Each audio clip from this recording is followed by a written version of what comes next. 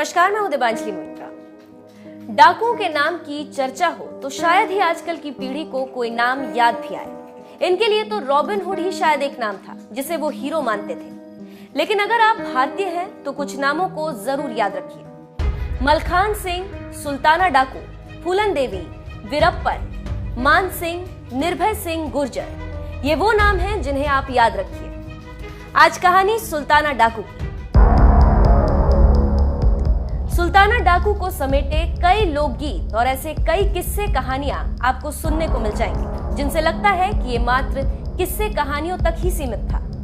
हालांकि सुल्ताना डाकू कोई मिथक या मिथ्या नहीं बल्कि सच था। इतिहास के पन्नों में दर्ज सुल्ताना वो डाकू था जो उसी गर्त में छिपा हुआ है। सुल्ताना डाकू को लेकर कोई खास जानकारी नहीं है, लेकिन कॉर्बेट ने अपनी किताब में उसका जिक्र किया है। वहीं उत्तराखंड का जिक्र करने वाले एक दो और किताबों में भी उसका जिक्र है। माना जाता है कि सन 1920 के दशक में संयुक्त प्रांत यानी कि जो उत्तर प्रदेश था, उस वक्त वहां सुल्ताना डाकू का जन्म मुस्लिम भातु कबीले में हुआ था। भातु अपने आप को मेवाड़ के राजा महाराणा प्रताप का वंशज मानते हैं। वे मानते हैं कि मुगल सम्राट अकबर के हाथों हुई राजा महाराणा प्रताप की पराजय के बाद भातु समुदाय के लोग भागकर देश के अलग अलग हिस्सों में चले गए। अंग्रेज सरकार ने भातु समुदाय को अपराधी जाति घोषित किया हुआ था और वो उनकी गतिविधियों पर लगातार नजर बनाए रखती थी। ये बात सच भी थी क्योंकि इस समुदाय के लोगों को लेकर सामाजिक धारणा भी यही थी। इस बात को ऐतिहासिक रूप से प्रमाणित करने के लिए भातुओं के अति प्रसिद्ध पुरखे गुल्फी का नाम लिया जाता था, जो एक कुख्यात लेकिन बेहद कुशल चोर था।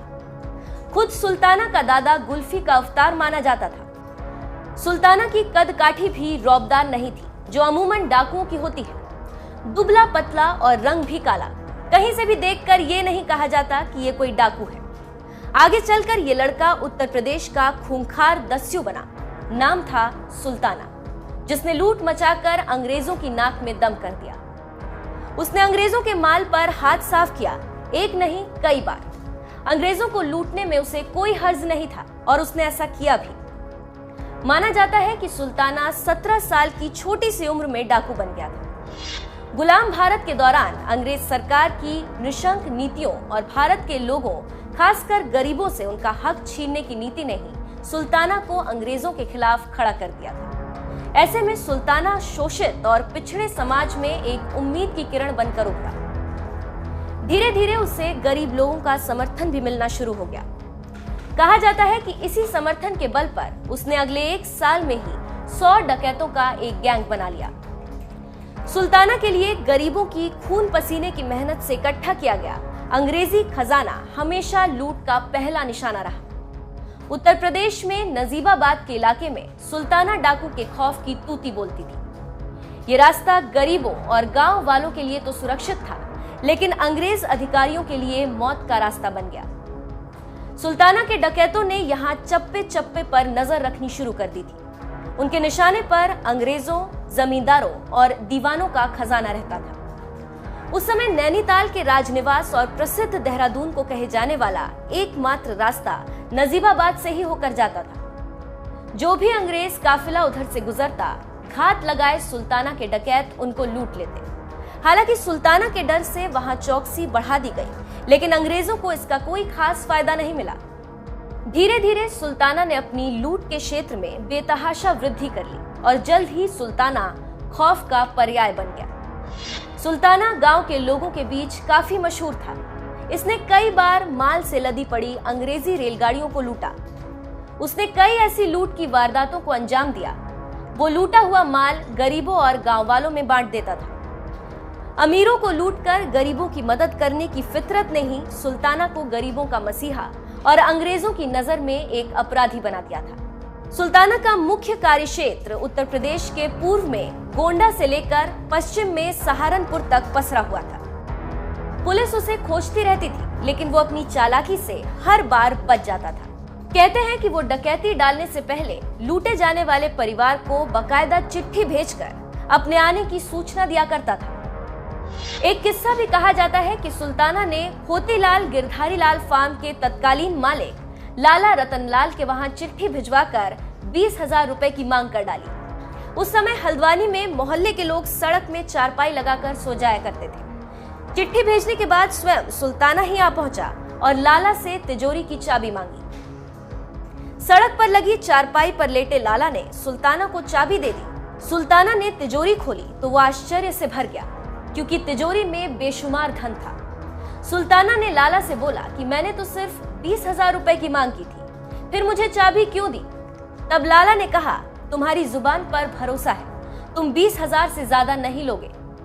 इसके बाद सुल्ताना बगैर पैसा लिए ही लौट गया, लेकिन लाला ने उस पैसे से मथुरा में कुएं खुदवाए, धर्मशालाएं बनवाई। उसी पैसे से एमबी स्कूल के लिए भी जमीन ली गई। सुल्ताना डाकू के प्रेम प्रसंग को लेकर भी कुछ किस्से हैं। ऐसे बहुत ज्यादा जानकारी नहीं है।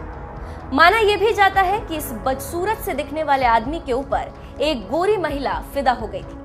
वो इसे पागलों की तरह प्यार करने लगी थी। उसने सुल्ताना डाकू को अपनी बात भी पहुंचाई, लेकिन सुल्ताना डाकू तो एक डांस करने वाली फुलकन बाई नाम की एक लड़की का अपहरण किया था। शायद इसके बाद से इस लड़की का नाम पुतली बाई पड़ गया। सुल्ताना डाकू ने अपने घोड़े का नाम महाराणा प्रताप के घोड़े के नाम पर चेतक रखा, तो वहीं अमीर लोगों से दुश्मनी दिखाने के लिए कुत्ते का नाम राय बहादुर।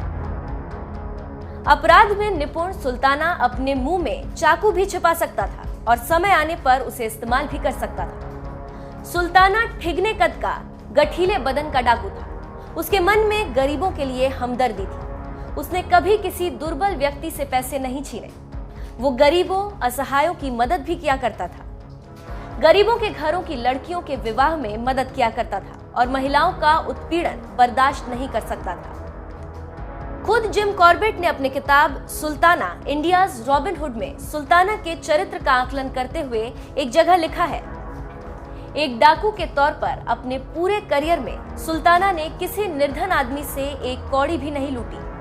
सभी गरीबों के लिए उसके दिल में एक विशेष जगह थी। जब जब उससे चंदा मांगा गया, उसने कभी इनकार नहीं किया और छोटे दुकानदारों से उसने जब भी कुछ खरीदा, उसने उस सामान का हमेशा 2 गुना दाम चुकाया। एक कहानी ये भी है कि एक बार उसके दल का डाकू किसी नवविवाहिता को उठा लाया था, जिसे उसने उपहार देकर ससम्मान घर भिजवाया और डाकू को कड़ा दंड भी दिया। इसीलिए जगह जगह उसके विश्वास पात्र खबरी हुआ करते थे। उनकी मदद से वो चालाकी से अपनी गिरफ्तारी से बच जाता था। जिम कॉर्बेट के सुल्ताना संस्मरणों में बार बार कालाढूंगी, रामनगर और काशीपुर का जिक्र आता है। बताया जाता है कि सुल्ताना ने नजीबाबाद में एक वीरान पड़े किले को अपना गुप्त ठिकाना बना लिया।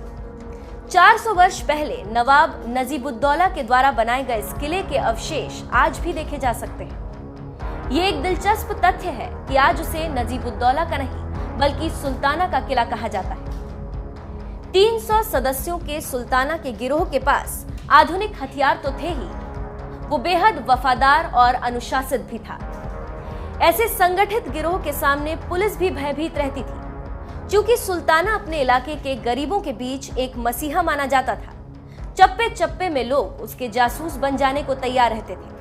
अनेक ब्रिटिश अफसर उसे दबोचने के काम में लगाए गए, लेकिन कोई भी सफल न हो सका।